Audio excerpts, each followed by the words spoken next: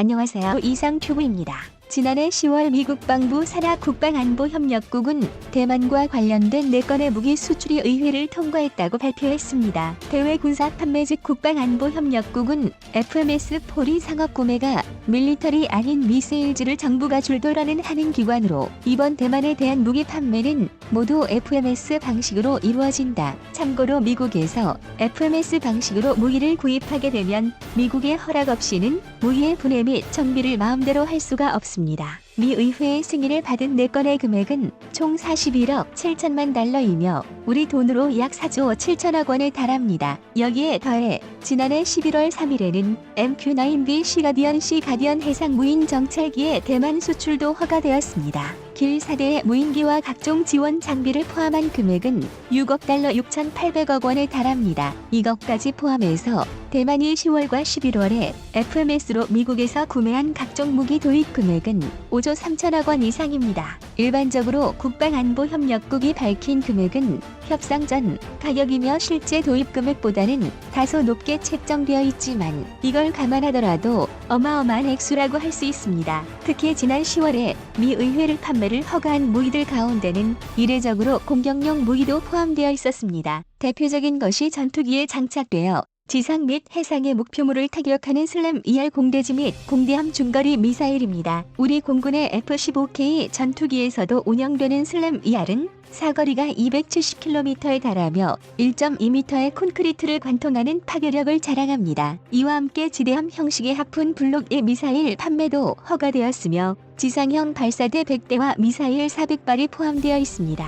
하푼 블록 2의 사거리는 124km로 알려져 있으며 함정뿐만 아니라 연안에 위치한 중요 군사시설도 타격할 수 있습니다. 슬램-ER과 에이텍-킴스 미사일은 사거리가 200에서 300km에 달해 유사시 대만 본섬에서 중국군의 상륙 집결지 혹은 연안에 위치한 주요 군사시설을 정밀 타격할 수 있습니다. 여기에 MQ-9B 시가디언 해상 무인 정찰기의 감시 및 정찰 능력이 더해지면 그 위력은 훨씬 증대됩니다. 바이든 미 행정부가 어서도 대만에 대한 무기 수출은 지속되고 있습니다. 135발의 슬램-ER이 대만에 판매될 예정이며 이 미사일은 대만 공군의 F-16V 혹은 새로 미국으로부터 들여오게 될 F-16C/D 블록 70 전투기에서 운용될 예정입니다. 이 밖에 고기동 대구경 다연장 로켓포인 하이마스 HIMARS-11문과 사거리가 300km에 달하는 에이텍-킴스 ATACMS 지대지 64발의 대만 수출이 허가되었습니다. 올해 들어서도 미국 정부는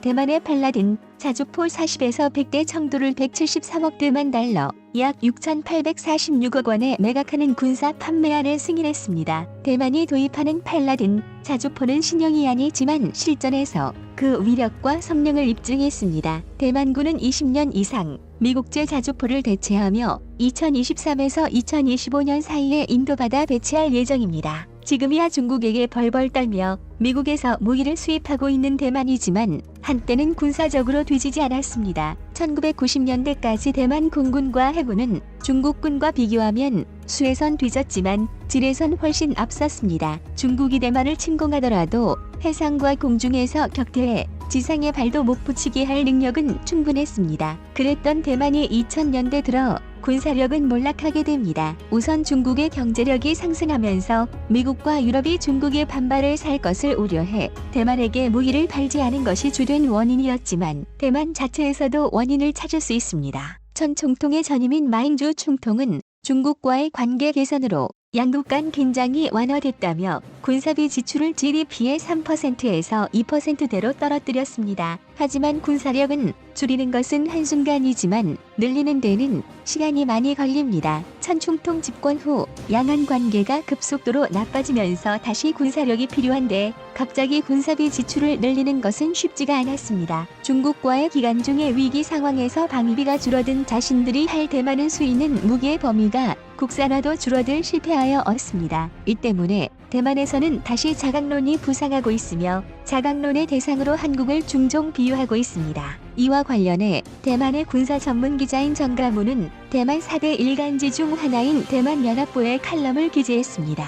그는 칼럼에서 1970년대 후반에 한국과 대만은 거의 동시에 방위와 산업적 측면에서 조선 산업의 가치를 깨달았으며 양국은 조선 산업을 배우기 위해 미국의 인력을 파견했다고 전했습니다. 그러나 한국 해군은 1981년부터 모든 주력함을 자체 제작하기 시작했으며 현재는 1만 톤급 이지스함과 3,500톤급 대형 잠수함을 자체 개발하여 보유하고 있으며 인도네시아와 필리핀에는 호위함과 잠수함도 판매하여 세계 시장에 적극적으로 진출하고 있다고 밝혔습니다. 이어 반해 대만이 자체 개발한 군함은 700톤급 토지행 급초계함과 펜시급 보급선밖에 없으며 이제 한국은 너무 빨리 달아나버려 대만은 한국의 뒷모습도 보지 못한다며 한탄했습니다. 이에 한국 해군 발전사에서 중요한 이정표가 있는데 그것은 1990년대의 1세대 KDX-1의 건조와 1993년에 한국의 최초의 잠수함인 장보고함의 추역을 꼽았습니다.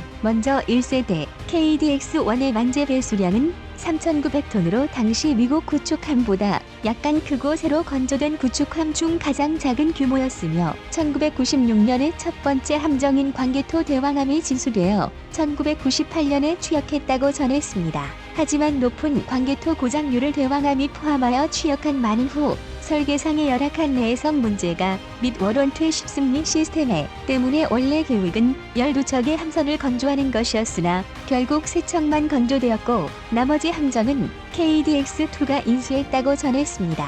KDX-2 구축함은 만재 배수량을 6,500톤으로 늘려 다른 나라의 최신 구축함 수준을 따라잡았으며 이순신급함에는 32개의 MK-41 수직 발사기가 탑재되어 함대 전체를 커버할 수 있는 광역 방공 능력을 갖췄다고 소개했습니다.